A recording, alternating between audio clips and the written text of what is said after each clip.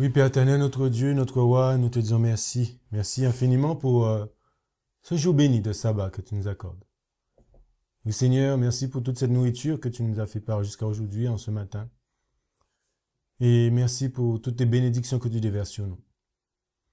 Seigneur, nous nous apprêtons une nouvelle fois à ouvrir ta parole afin de découvrir encore une fois certaines choses que tu souhaites nous révéler pour notre bien et ainsi que pour le bien de ton Église.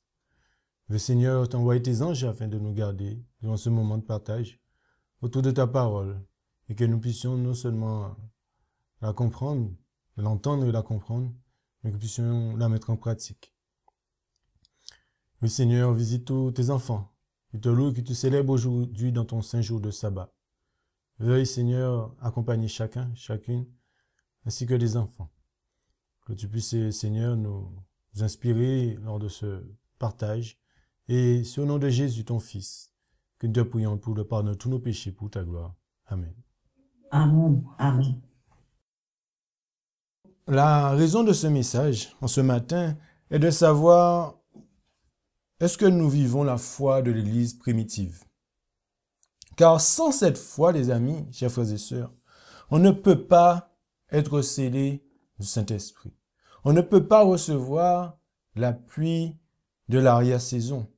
On ne peut pas prêcher le message des trois anges. On ne peut pas appeler les gens non plus à sortir de Babylone. Et on ne peut pas faire partie des 144 000. Et on ne peut pas vivre avec Jésus dans son royaume. Et or, nous savons, dans le psaume 127, je vous invite à prendre votre Bible avec moi, et nous allons lire dans le psaume 127 et le verset 1. Nous est dit, Cantique des degrés de Salomon. Si l'Éternel ne bâtit la maison, ceux qui la bâtissent travaillent en vain. Et si l'Éternel ne garde la ville, celui qui la garde veille en vain. Et un peu plus loin dans Jérémie au chapitre 6, c'est le verset 16. Ainsi parle l'Éternel, placez-vous sur les chemins, regardez et demandez quels sont les anciens sentiers. Quelle est la bonne voie? Marchez-y et vous trouverez le repos de vos âmes. Mais le peuple d'Israël a répondu, nous n'y marcherons pas. Qu'allons-nous répondre aujourd'hui, chers frères et sœurs? Donc, frères et sœurs, pour vivre la foi de l'Église primitive, il y a un processus à suivre et c'est sur ce sentier qu'il nous faut marcher. Et j'aimerais introduire en ce matin avec vous ces quelques passages des Écritures. Et tout d'abord, nous allons prendre ce premier texte que nous allons trouver dans Jean, l'évangile de Jean au chapitre 7. Et nous allons lire à partir du verset 37 jusqu'au verset 39. Jean chapitre 7. Et nous allons lire à partir du verset 37 au verset 39. Il nous est dit, or le dernier, le grand jour de la fête, Jésus se tenait debout. Et il s'écria disant, si quelqu'un a soif, qu'il vienne à moi et qu'il boive. Celui qui croit en moi, des fleuves d'eau vive couleront dans son sein, comme dit l'Écriture. Or, il dit cela de l'Esprit que devaient recevoir ceux qui croyaient en lui, car l'Esprit n'était pas encore, parce que Jésus n'avait pas encore été glorifié. Nous suivons dans le livre des Actes des Apôtres, Actes des Apôtres au chapitre 1, et nous allons lire à partir du verset 4 jusqu'au verset 8. Actes des Apôtres au chapitre 1, et le verset 4 jusqu'au verset 8. Et l'ayant assemblé, il leur commanda de ne point s'éloigner de Jérusalem, mais d'y attendre la promesse du Père. Laquelle, dit-il, vous avez entendu de moi, c'est que Jean a baptisé d'eau, mais que vous serez baptisés du Saint-Esprit dans peu de jours.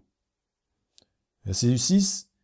Eux donc, étant assemblés, l'interrogeant en disant, « Seigneur, serait-ce en ce temps que tu rétabliras le royaume d'Israël ?» Mais il leur dit, « Ce n'est pas à vous de savoir les temps ou les moments que le Père a fixés de sa propre autorité. » Verset 8. « Mais vous recevrez la puissance du Saint-Esprit qui viendra sur vous, et vous me servirez de témoin tant à Jérusalem que dans toute la Judée et la Samarie jusqu'aux extrémités de la terre. » Toujours dans le livre Actes des Apôtres, maintenant au chapitre 2, jusqu'au verset 1 à 4. Actes, chapitre 2, le verset 1 à 4. Le jour de la Pentecôte étant arrivé, ils étaient tous d'un accord dans un même lieu. Alors il vint tout à coup du ciel un bruit comme celui d'un vent qui souffle avec impétuosité et remplit toute la maison où ils étaient. Et leur apparut des langues séparées comme de feu et qui se posèrent sur chacun d'eux. Verset 4. Et ils furent tous remplis du Saint-Esprit et commença à parler des langues étrangères selon que l'Esprit les faisait parler. Le titre de notre présentation ce matin est « Avons-nous reçu le don du Saint-Esprit, le don spirituel? Pourquoi ?» Donc nous voyons dans un premier temps dans ce que nous venons de lire dans Actes chapitre 2, et du verset 1 à 4, qu'ils étaient tous d'un accord dans un même lieu. Et ensuite, il leur apparut des langues séparées. Ils se posèrent sur chacun d'eux. Ils furent tous remplis du Saint-Esprit et commencèrent à parler des langues étrangères, selon que l'Esprit les faisait parler. Et au verset 33 de Actes chapitre 2, nous est dit, « Élevez donc à la droite de Dieu, ayant reçu du Père la promesse du Saint-Esprit, il a répandu ce que vous voyez et entendez maintenant. » Donc Christ a été élevé à la droite de Dieu, son Père, et qu'il a reçu du Père la promesse du Saint-Esprit. Donc le Saint-Esprit vient du Père. Donc cette promesse du Christ vient du Père. Et puis ensuite, Jésus, qu'est-ce qu'il fait? Il répand le Saint-Esprit.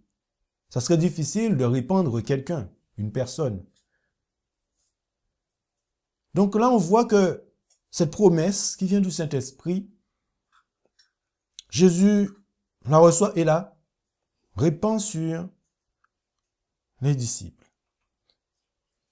Et puis dans Matthieu chapitre 3, verset 11, Jean dit, lui, qui, Christ, lui vous baptisera d'Esprit Saint et de feu. Et dans Actes chapitre 19 et le verset 2, il leur dit, « Avez-vous reçu le Saint-Esprit quand vous avez cru? » Ils lui répondirent, « Nous n'avons même pas entendu dire qu'il y ait un Saint-Esprit. » Maintenant, poursuivons, toujours dans la lecture de la parole de Dieu, dans Éphésiens chapitre 4, du verset 8, puis le verset 11 à 13. Éphésiens chapitre 4, verset 8, verset 11 à 13. Il nous est dit, « C'est pourquoi il est dit, étant monté en haut, il a amené captive une multitude de captifs, et il a distribué des dons aux hommes. C'est aussi lui qui a établi les uns apôtres, les autres prophètes, les autres évangélistes, les autres pasteurs et docteurs. Verset 12. Pour le perfectionnement des saints, pour l'œuvre du ministère, pour l'édification du corps du Christ. Et le verset 13. Jusqu'à ce que nous soyons tous parvenus à l'unité de la foi et de la connaissance du Fils de Dieu, à l'état d'homme fait à la mesure de la stature parfaite de Christ. Donc, il nous est dit, c'est pourquoi il est dit, étant monté en haut, il a amené captive une multitude de captifs et il a distribué des dons aux hommes. Donc, Christ a distribué des dons aux hommes. Maintenant, nous allons nous rendre dans 1 Corinthiens. 1 Corinthiens, au chapitre 12, nous allons lire du verset 1 à 7 et puis le verset 27 à 28. Pour ce qui est des dons spirituels, je ne veux pas, frères, que vous soyez dans l'ignorance. Vous savez que vous étiez des gentils, entraînés vers des idoles, muettes, selon qu'on vous menait. C'est pourquoi je vous déclare qu'aucune personne qui parle de l'Esprit de Dieu ne dit que Jésus est anathème. Et que personne ne peut dire que Jésus est le Seigneur si ce n'est par le Saint-Esprit. Or, il y a diversité de dons, mais un même esprit. Il y a aussi diversité de ministères, mais un même Seigneur. Il y a aussi diversité d'opérations, mais c'est le même Dieu qui opère toutes choses en tous. Or, la manifestation de l'Esprit est de donner à chacun pour l'utilité commune. Car la parole de sagesse est donnée à l'un par l'Esprit. La parole de science est donnée à l'autre par ce même Esprit. Un autre reçoit la foi par ce même Esprit. Un autre reçoit du même Esprit le don de guérir. Un autre, les opérations des miracles. Un autre, la prophétie. Un autre, le discernement des esprits. Un autre, la diversité des langues. Et un autre, le don d'interpréter les langues. Verset 11. Mais un seul et même esprit opère toutes ces choses, distribuant à chacun ses dons comme il lui plaît. Verset 27 maintenant. Or, vous êtes le corps de Christ et vous êtes ses membres, chacun en particulier. Et Dieu a établi dans l'Église, premièrement les apôtres, secondement les prophètes, troisième lieu les docteurs, ensuite ceux qui opèrent des miracles, puis ceux qui ont les dons de guérir, de secourir, de gouverner, de parler diverses langues. Poursuivons encore notre lecture. 1 Corinthiens, au chapitre 14, et le verset 12. Ainsi, puisque vous désirez avec ardeur les dons spirituels, cherchez à en avoir abondamment pour l'édification de l'Église. Retenez, Ainsi, puisque vous désirez. Ok? Ensuite, 1 Pierre, chapitre 4, et le verset 10. 1 Pierre, chapitre 4, et le verset 10. Que chacun emploie le don selon qu'il a reçu, au service des autres, comme de bons dispensateurs des diverses grâces de Dieu. Donc, que chacun, retenez, emploie le don selon qu'il a reçu. Ensuite, dans 2 Timothée, 2 Timothée, au chapitre 1 et le verset 6. 2 Timothée, chapitre 1 et le verset 6. C'est pourquoi je te rappelle de rallumer le don de Dieu qui t'a été communiqué par l'imposition des mains. Donc, rallume le don de Dieu qui t'a été communiqué. Et maintenant, 1 Timothée. 1 Timothée, chapitre 4, le verset 14. 1 Timothée, chapitre 4, et le verset 14.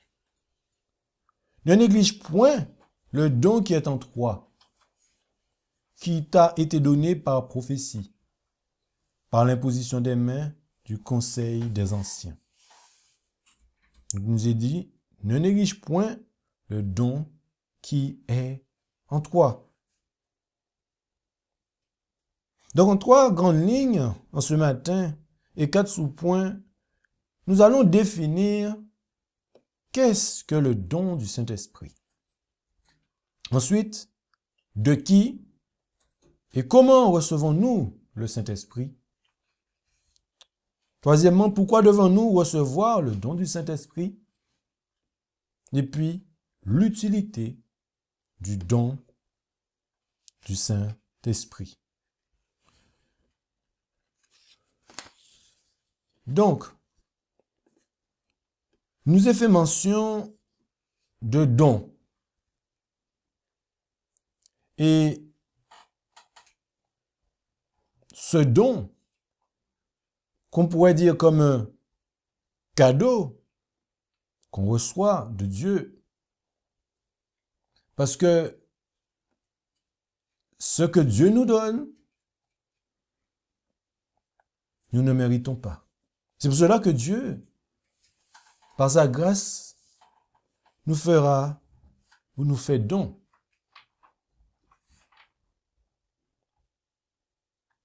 Et un cadeau, est-ce que un cadeau est gratuit? On pourrait se poser la question. Est-ce qu'un cadeau, c'est gratuit? Dans quel but un cadeau est-il offert? Et quel usage doit-on faire de ce cadeau? C'est des questions qu'on pourrait se poser. Et concernant le mot don, dans le grec, cela signifie charisme, qui est traduit généralement par don, don gratuit, grâce. Et donc, comme vous pouvez le voir dans la définition, faveur de quelqu'un reçoit sans aucun mérite de sa part le don de la grâce divine, le don de foi, de connaissance, sainteté, vertu, l'économie de la grâce divine par laquelle le pardon du péché et le salut éternel sont destinés aux pécheurs en attention aux démérites du Christ acceptés par la foi. Grâce ou don dénotant des pouvoirs extraordinaires, distinguant certains chrétiens et leur permettant de servir l'Église du Christ. La réception de ces dons est due à la puissance de la grâce divine opérant dans leur âme par le Saint-Esprit. Donc, charisma, le don de la grâce divine, équivaut à cette capacité spirituelle. Et le don, qui équivaut à un cadeau, et que Dieu, de ce cadeau, nous fait grâce. Donc, recevoir sans aucun mérite de notre part le Saint-Esprit de Dieu. Donc, nous recevons la grâce de Dieu par son Esprit. Donc, qu'est-ce que le don du Saint-Esprit? C'est que nous recevons la grâce divine. Nous recevons la grâce divine. Et comment? Nous allons le voir. Donc, notre deuxième sous-point, de qui et comment recevons-nous le Saint-Esprit? Venez avec moi dans Actes, chapitre 2. Actes, chapitre 2, et le verset 33. Actes chapitre 2, verset 33. Il nous est dit, « Élevé donc à la droite de Dieu, et ayant reçu du Père la promesse du Saint-Esprit, il a répandu ce que vous voyez et entendez maintenant. » Donc on reçoit le Saint-Esprit du Père par Jésus-Christ. Et que c'est Jésus-Christ qui répand sur nous le don du Saint-Esprit. Regardez, dans Jean au chapitre 14, ce texte que vous connaissez, Jean chapitre 14, le verset 26. « Mais le consolateur, l'Esprit Saint, que le Père enverra en mon nom, vous enseignera toutes choses et vous rappellera tout ce que je vous ai dit. » Donc l'Esprit Saint, que le Père enverra en mon nom. Jean 15, l'évangile de Jean, chapitre 15, et le verset 26. « Quand sera venu le consolateur, que je vous enverrai de la part du Père, l'Esprit de vérité qui vient du Père, il rendra témoignage de moi. » Donc, l'Esprit Saint, que Christ envoie de la part du Père, provient du Père.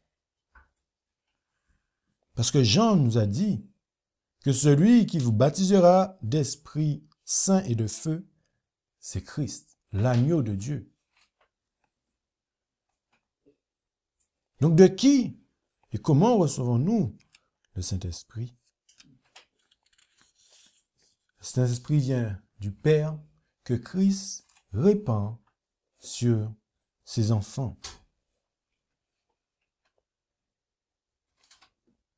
Une autre question que nous pourrons nous poser ce matin: comment recevons-nous le Saint-Esprit?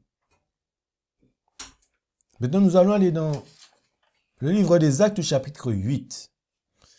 Actes, chapitre 8, et le verset 14 à 17. Actes, chapitre 8, et le verset 14 à 17. Et là, c'est très important ce que nous allons voir. Comment recevons-nous le Saint-Esprit? Et j'espère que vous souhaitez savoir cela. Actes chapitre 8, verset 14 à 17. Il nous est dit, cependant, les apôtres qui étaient à Jérusalem, ayant appris, que la Samarie avait reçu la parole de Dieu, ils envoyèrent Pierre et Jean, qui, étant descendus, prièrent pour eux, afin qu'ils reçussent le Saint-Esprit. Car ils n'étaient pas encore descendus sur aucun d'eux, mais ils avaient été seulement baptisés au nom du Seigneur Jésus. Alors les apôtres leur imposèrent les mains et ils reçurent le Saint-Esprit. Donc on voit ici que Pierre et Jean étaient descendus, prièrent pour eux. Les personnes de Samarie, afin qu'ils reçoivent le Saint-Esprit. Et puis les apôtres leur imposaient les mains, et à ce moment-là, ils reçurent le Saint-Esprit.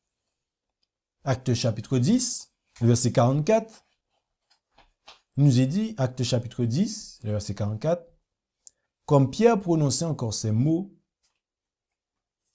le Saint-Esprit descendit sur tous ceux qui écoutaient la parole. Comme Pierre prononçait ces mots, le Saint-Esprit descendit sur tous ceux qui faisaient quoi? Tous ceux qui écoutaient la parole. Et puis, Actes chapitre 1, verset 14. Actes chapitre 1, verset 14. Tous ceux-là persévérèrent, comment? De commun accord dans la prière et dans l'oraison, avec les femmes et Marie, mère de Jésus, et avec ses frères. Donc, après tous les textes que nous venons de voir, chers frères et sœurs, nous devons être amenés à sentir la nécessité de recevoir le Saint-Esprit. Dans Luc, chapitre 11, et le verset 13. Luc, chapitre 11 et le verset 13. Si donc, vous qui êtes mauvais, savez donner de bonnes choses à vos enfants, combien plus votre Père céleste donnera-t-il le Saint-Esprit à ceux qui lui demandent? Donc c'est pour cela que nous devons aussi demander à Dieu de nous donner le fait de pouvoir ressentir le besoin, cette nécessité de recevoir le Saint-Esprit. Et pour cela, il nous est demandé de demander. Et dans Acte 10, verset 44, que nous allons lu précédemment, nous est fait mention que le Saint-Esprit est descendu sur ceux qui écoutaient la parole.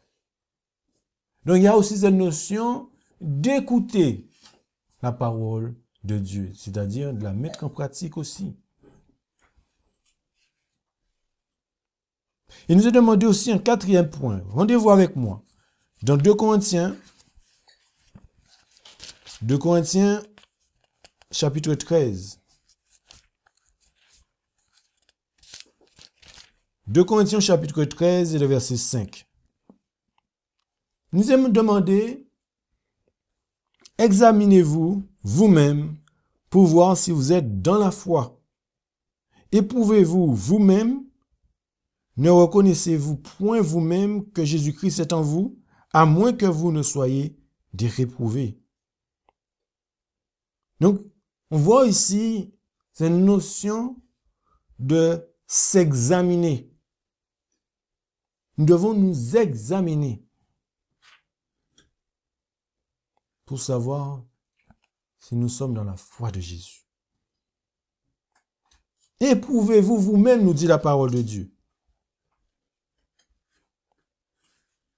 Et ici, on doit chercher à savoir si Jésus est en nous. Comment? Par son esprit. Et puis dans 1 Pierre,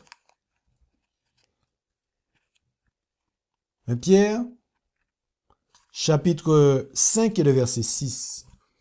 1 Pierre, chapitre 1, non, 1 Pierre, chapitre 5 et le verset 6. Qu'est-ce qu'il nous est dit? Il nous est dit, humiliez-vous donc sous la puissante main de Dieu, afin qu'il vous élève quand il en sera temps. Donc la parole de Dieu nous demande ce matin d'humilier nos cœurs. Nous devons humilier notre cœur.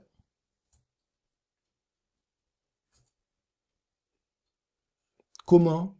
Sous la puissante main de Dieu, afin qu'il vous élève quand il en sera le temps. Et puis, une fois qu'on s'est examiné, qu'on a humilié notre cœur, j'ai demandé encore une autre chose. Rendez-vous avec moi dans Actes.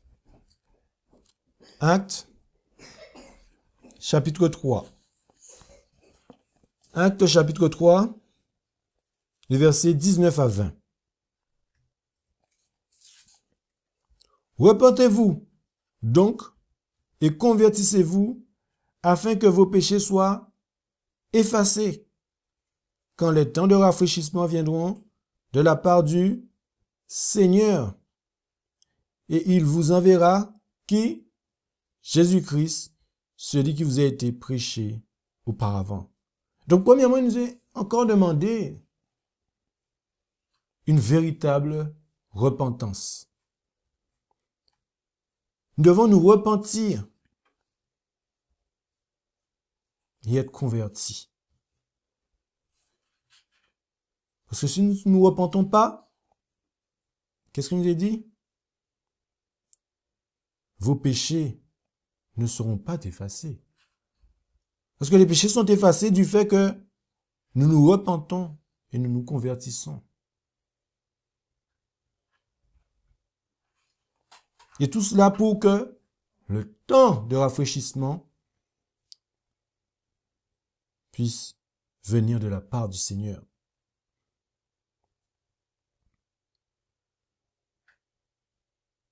Et regardez avec moi, juste le chapitre précédent. Une fois que nous devons sentir la nécessité de recevoir le Saint-Esprit,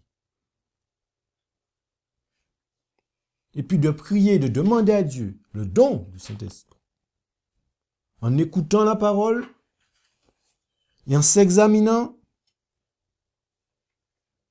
en s'humiliant, à travers une véritable repentance. Au verset 42 de Actes chapitre 2. Or, ils persévéraient dans la doctrine des apôtres et la communion fraternelle et dans la fraction du pain et en prière. Donc, d'un seul esprit, d'une entente commune, avec la même passion, la communion fraternelle. Donc, il nous est demandé de persévérer dans la doctrine des apôtres, dans la communion fraternelle et dans la fraction du pain et en prière. Donc, pour recevoir ce don du Saint-Esprit, pour recevoir le Saint-Esprit, les amis, nous devons premièrement sentir la nécessité de recevoir le Saint-Esprit. De prier afin que Dieu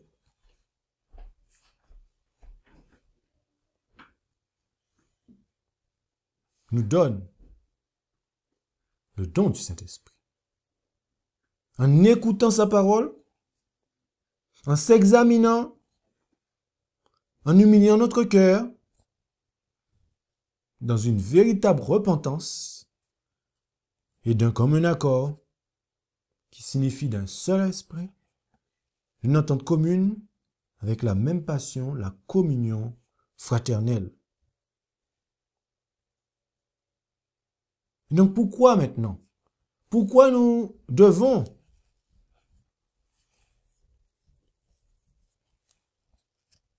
Pourquoi devons-nous recevoir le don du Saint-Esprit? Voilà la question. C'est qu'après l'effusion de l'Esprit, une grande vérité de dons, une grande variété de dons spirituels se manifestera parmi les croyants. Paul nous dit qu'au sujet des dons spirituels, qu'il ne souhaite pas que nous soyons dans l'ignorance. Et c'est en ayant l'Esprit de Dieu que les dons spirituels se manifestent et que l'unité dans la vérité puisse aussi se réaliser. Et quelle est l'utilité maintenant de ces dons spirituels que Dieu veut nous a donnés, ou qu'il souhaite nous donner davantage, parce qu'on les utilise, qu'on utilise ce que Dieu nous a donné pour l'édification du corps. Quelle utilité? 1 Corinthiens. Vous devez voir avec moi d'un Corinthiens au chapitre 12. 1 Corinthiens, chapitre 12, et le verset 7.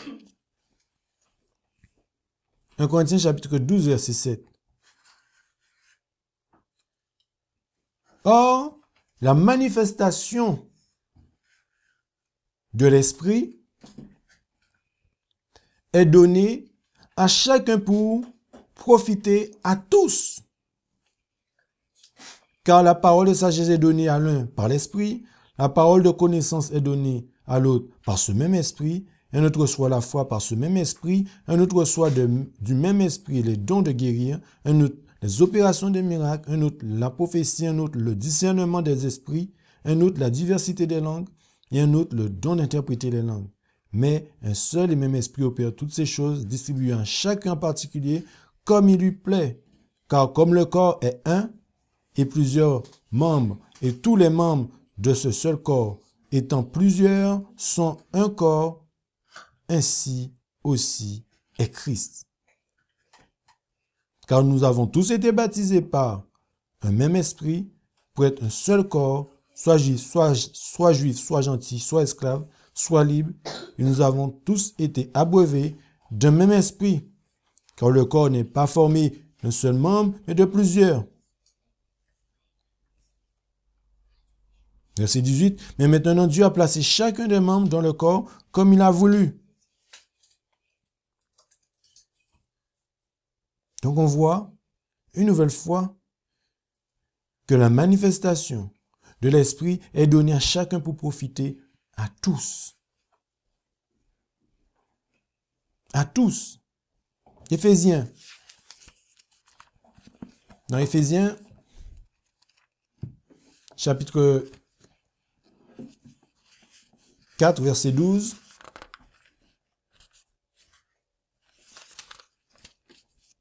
Éphésiens chapitre 4, verset 12.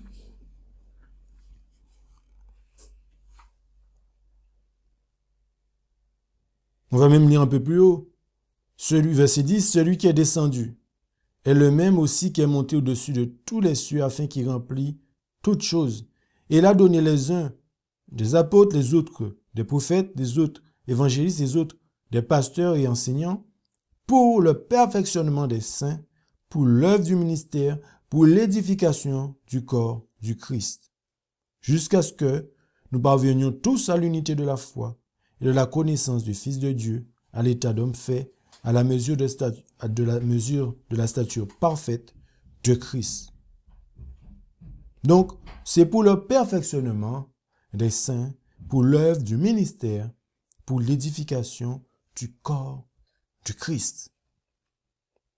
Donc, les dons spirituels est donné à chacun pour l'unité commune, pour le perfectionnement des saints, pour l'œuvre du ministère, pour l'édification du corps du Christ. Ils sont nécessaires pour conserver l'unité. Oui, parce que dans Actes chapitre 4, nous revenons dans le livre des Actes, Actes chapitre 4, verset 31 à 33.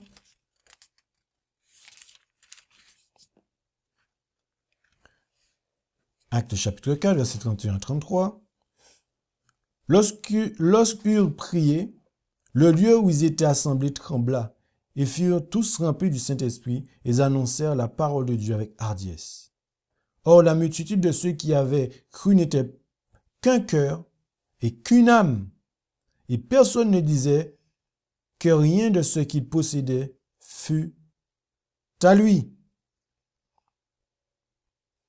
Mais toutes choses étaient communes entre eux. Et les apôtres rendaient témoignage avec une grande puissance de la résurrection du Seigneur Jésus, et une grande grâce était sur eux tous.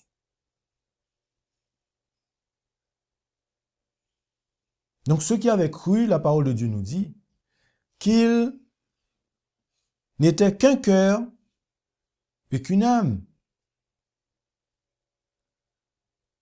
Et personne ne disait que rien de ce qu'il possédait fût à lui. Mais toutes choses étaient communes entre eux. Toutes choses étaient communes entre eux, les amis.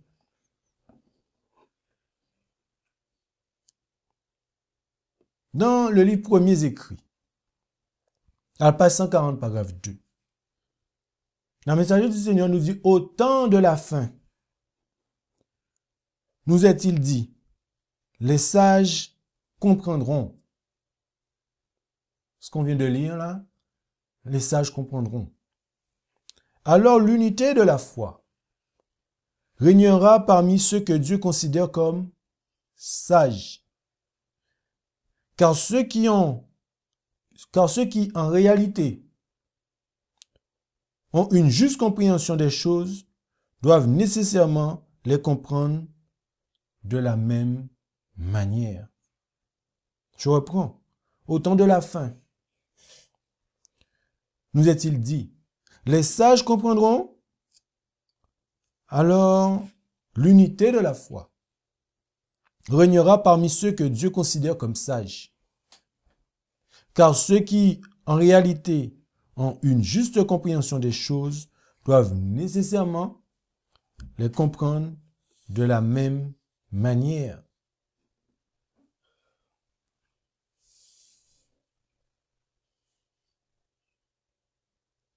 Et donc tous ces dons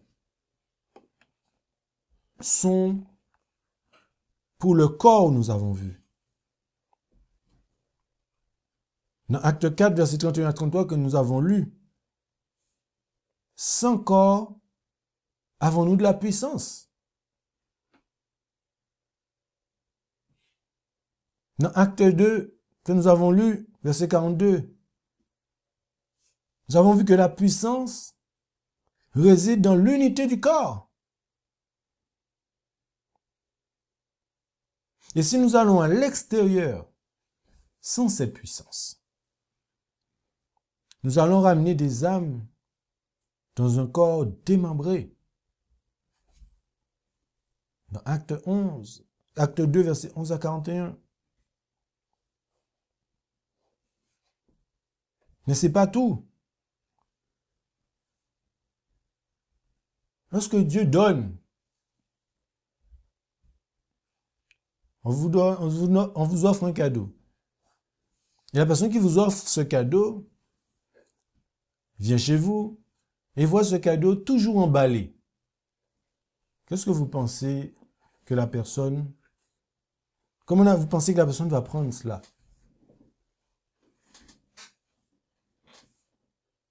On vous offre ce cadeau, mais le cadeau est encore emballé. Eh bien, de même, chers frères et sœurs, lorsque Dieu donne des dons, il faut utiliser les dons que Dieu vous donne. Nous devons utiliser les dons que Dieu nous a donnés. Et comme vous savez, c'est en forgeant qu'on devient forgeron. Dans Ecclésiaste, chapitre 9, Ecclésiaste, chapitre 9, le verset 10. Tout ce que ta main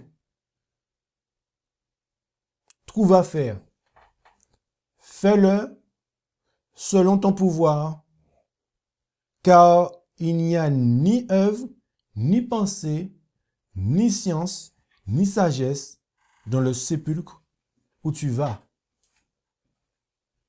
Donc tout ce que ta main trouve à faire, fais-le selon ton pouvoir, nous dit la parole de Dieu.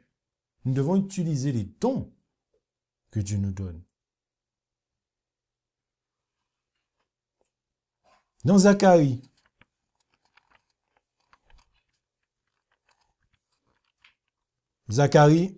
chapitre 4, et le verset 10, qu'est-ce qu'il nous est dit? Zacharie, chapitre 4, et le verset 10. Lisons ensemble.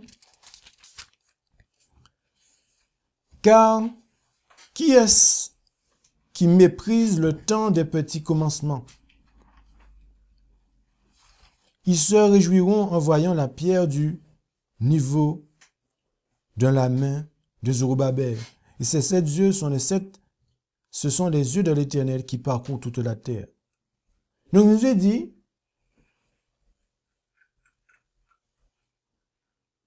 car qui est ce qui méprise le temps des petits commencements? Nous devons utiliser ce que Dieu nous donne comme don. Pour qui? Pour le corps. Parce que si nous n'utilisons pas les dons pour le corps ne peut pas bien fonctionner en fait.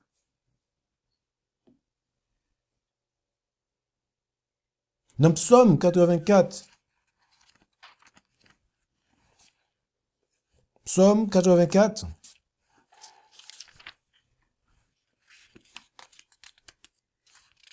venez avec moi, lisez avec moi, dans Psaume 84, et le verset 8.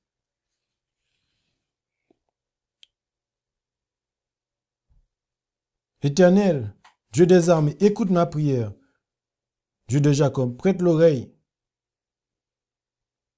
Non, verset 7, pardon. Ils vont de force en force pour se présenter devant Dieu en Sion. D'autres versions nous disent, leur force augmente pendant la marche et se présentent devant Dieu à Sion. Leur force augmente pendant la marche. C'est lorsque nous utilisons et nous pratiquons avec les dons que Dieu nous donne au sein du corps du Christ, les capacités, ces dons vont augmenter. Ça va augmenter. C'est comme ça que le corps sera fort. C'est pour cela que aucun membre de l'Église de Christ ne doit être assis. Chaque membre devrait se précipiter et demander, est-ce que je peux travailler pour Dieu? Est-ce que je peux utiliser dans le corps les dons que Dieu m'a donnés? Amen. Parce que si vous ne le faites pas, les amis, qu'est-ce qui risque de se passer? Non seulement le corps est, on va dire, déficient, mais ce que Dieu vous a donné, il y a un verset dans la parole de Dieu dit qu'il enlèvera même ce que vous n'avez pas. Mais en utilisant et en se précipitant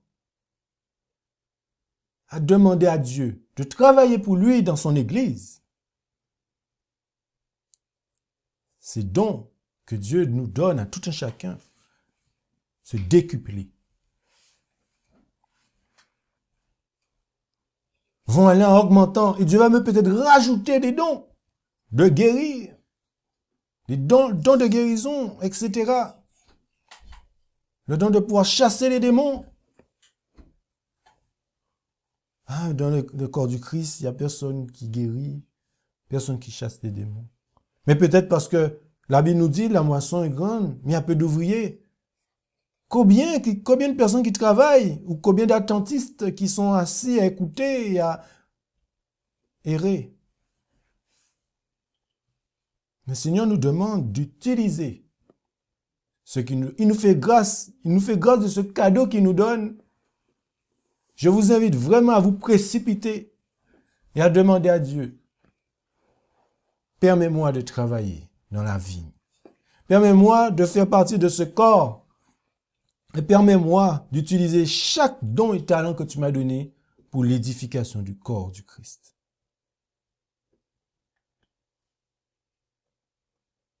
Parce que le développement harmonieux d'un don implique l'action de Dieu, de soi-même et des autres.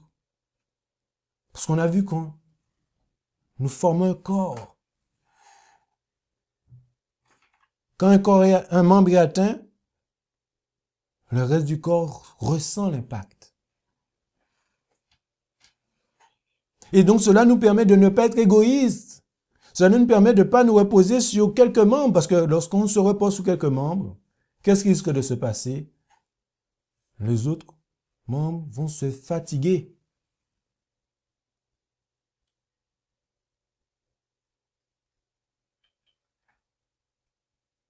Et c'est parce que Dieu veut pour son Église.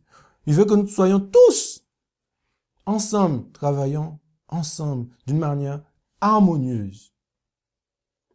On ne devrait même pas le laisser, un frère ou une sœur, s'épuiser dans l'œuvre. Ça devait nous interpeller. Sommes-nous égoïstes? Parce que s'il se fatigue, peut-être que ça a de l'impact non seulement au sein de sa famille, mais aussi au sein de l'Église. Ça ralentit l'œuvre. Et oh, on veut hâter la venue de Jésus. On dit qu'on veut que Jésus revienne. Mais ça serait difficile que Jésus revienne si nous sommes assis et à attendre. Non. Frère Marlin, qu'est-ce qu'on peut faire? Frère Philippe, qu'est-ce qu'on peut faire? Frère Angelo, qu'est-ce qu'on peut faire? Frère Edmond, qu'est-ce qu'on peut faire? Frère David, qu'est-ce qu'on peut faire? Etc. Il y a plein de choses à faire. Vous le savez, il y a plein de choses à faire. J'ai vécu une expérience dernièrement, j'avais jamais vécu cela. Une amie me disait, j'ai reçu des contacts de détenus de prison. Et plusieurs noms, avec ma femme Nathalie, elle a commencé notamment à écrire des petites cartes pour les prisonniers, les détenus. Il y en avait beaucoup, il y en a beaucoup. On s'est répartis un peu. Et cette expérience, en travaillant dans la vigne du Seigneur, eh bien, cette petite expérience que nous avons pu vivre, les amis, à un moment donné, par curiosité, on a été taper quelques noms de ces détenus. La pensée du cœur, avant de voir ce que ces personnes ont fait, au moment où on a vu ce qu'ils ont fait, il y a eu un changement dans la pensée du cœur, les amis. Comment on peut écrire à ce genre de personnes? Mes chers frères et sœurs, Jésus est mort aussi pour ces personnes. Et donc, en vivant ce type d'expérience, on voit comment Dieu travaille même notre propre cœur. Suis-je meilleur que ce prisonnier qui a fait quelque chose de horrible aux yeux de Dieu? Puis-je ne pas l'écrire parce qu'il ne mérite pas d'être... Il ne mérite pas de recevoir une lettre? Eh bien, si il n'y avait pas cette expérience, peut-être que je n'aurais jamais vécu ça, je n'aurais jamais compris comment pouvons-nous faire face à quelqu'un qui a fait quelque chose de aussi horrible. Mais Dieu nous rappelle sa grâce. Dieu nous rappelle sa bonté qu'il a envers nous chaque jour. Et je vous invite aussi à vivre cette expérience. Ou bien d'autres. Et Dieu va vous utiliser d'une manière ou d'une autre, les amis. Tant que vous travaillez. Et si vous travaillez, votre force va augmenter dans votre marche spirituelle. Et vous seriez une force pour chaque membre, pour le corps tout entier. C'est pour cela que je vous demande en ce matin, qui est-ce qui va se précipiter et à demander, je veux ma fonction d'organe dans ce corps? Qu'est-ce qu'il y a à faire? Qu'est-ce que nous devons faire? Qu'est-ce que nous devons mettre en place pour hâter le retour de Jésus?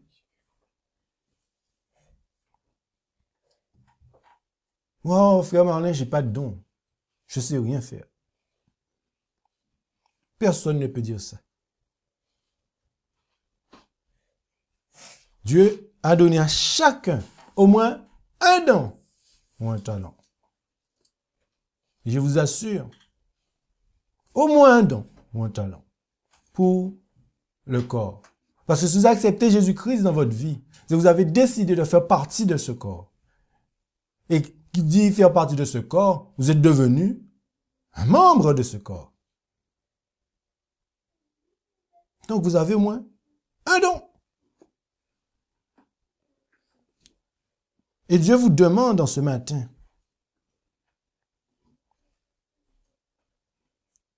de lever la main, de dire « Moi, je veux.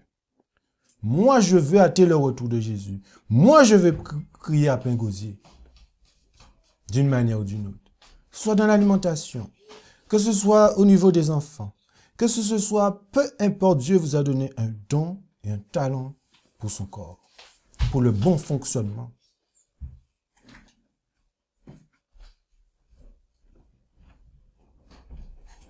Un don spirituel est avant tout aussi une responsabilité et une occasion de prouver notre amour et notre zèle pour le Seigneur et pour l'œuvre. Et chaque don que nous avons reçu, nous sommes responsables de ce don devant Dieu.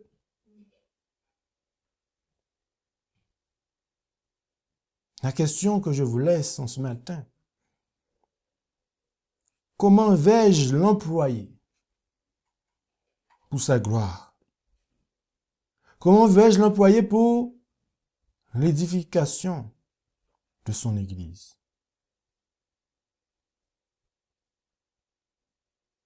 Et la dernière question. Voulons-nous être scellés, les amis, du Saint-Esprit? Souhaitez-vous être scellés, chers frères et sœurs, du Saint-Esprit? Et moi, je pense que vous le voulez. Mais pour cela, vous avez votre part aussi à faire. Il est temps d'être actif. Il est temps d'être dans la vigne. Les signes nous le montrent. La proximité de Jésus nous le montre. Je souhaite que personne ne soit laissé sur le bas-côté. Je vous invite ce matin à dire oui. Oui, Seigneur, j'ai suffisamment dormi. J'ai suffisamment somnolé. Réveille-moi. Réveille-nous. Réveille ton Église. Nous allons nous organiser afin que cette œuvre puisse se réaliser et hâter le retour de Jésus. C'est pour cela que nous vous invitons dimanche prochain,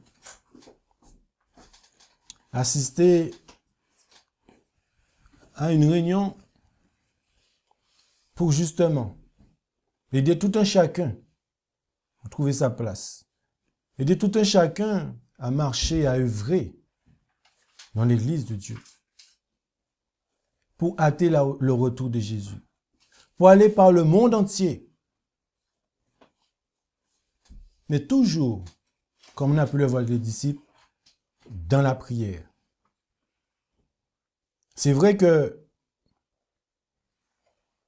on m'a interpellé à venir en Afrique, au Cameroun, en République démocratique du Congo, bien d'autres endroits.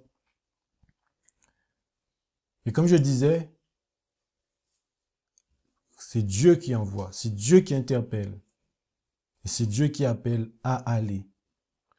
Mais Dieu vous appelle tous dans sa vigne. Chacun à son poste. Chaque organe à son poste. Pour que l'Église puisse fonctionner d'une manière homogène. Que Dieu vous interpelle sur ces points. Afin que nous puissions plus parler pour parler, mais que nous puissions non seulement parler, mais être actifs. Qu'on puisse plus dire de vous que vous somnolez. Qu'on puisse plus dire de vous que vous êtes des rêveurs. Qu'on puisse plus dire de vous que vous êtes des attentistes. Parce que le Seigneur souhaite et a un plan pour vous au sein de son peuple. Et c'est ma prière pour chacun de vous en ce matin. Que Dieu, le Dieu d'amour que nous servons, c'est sa volonté. J'ai cette conviction, et je vous le dis, c'est sa volonté que vous marchez dans sa vigne. C'est sa volonté que vous faisiez partie intégrante des membres de ce corps, pour ne pas fatiguer un autre membre, mais au contraire, que la joie et l'amour puissent régner d'une manière parfaite en Christ. Donc, c'est ma prière pour vous et moi ce matin, que l'Église du Christ puisse se préparer à ce dernier grand conflit qui est devant nous. Que nous puissions être revêtus des armes, de l'armure du Christ, le casque, tout ce qu'il faut, des soldats, pas des soldats sans entraînement, non, des soldats entraînés, parce que les soldats entraînés, c'est qu'ils ont utilisé les dons qu'ils avaient pour le bon fonctionnement de ce corps. Je dirais qu'il n'est pas encore trop tard. Le Seigneur nous fait encore grâce. Nous sommes dans la fin de cet entraînement pour pouvoir rentrer dans cette grande bataille. Que Dieu vous permette d'utiliser chaque don, chaque talent pour son corps et pour l'édification de son Église. Que Dieu vous bénisse. Et je vous dis encore un bon sabbat. Amen. Amen. Amen. Eh bien, je vous invite à vous prosterner avec moi pour la dernière prière.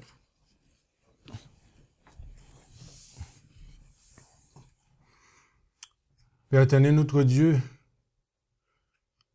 tu nous fais un appel en ce matin. C'est vrai que c'est pas facile, Seigneur, nous sommes happés par le quotidien de nos vies, ici-bas. Mais est-ce que nous te donnons la première place? Ou est-ce que nous donnons cette place à d'autres? Et Seigneur, je te prie afin que tu puisses disposer chaque famille ici présente à éclaircir leur quotidien, afin que Seigneur, ils puissent pleinement s'intégrer dans ta vigne, qu'ils puissent pleinement, Seigneur, prendre part et mettre à exécution les dons et talents que tu nous as donnés. Le Père éternel, petit soit-il que nous pouvons penser, et or c'est un cadeau merveilleux que tu fais à chacun d'entre nous, de pouvoir avoir un don ou un talent pour l'édification de ton corps.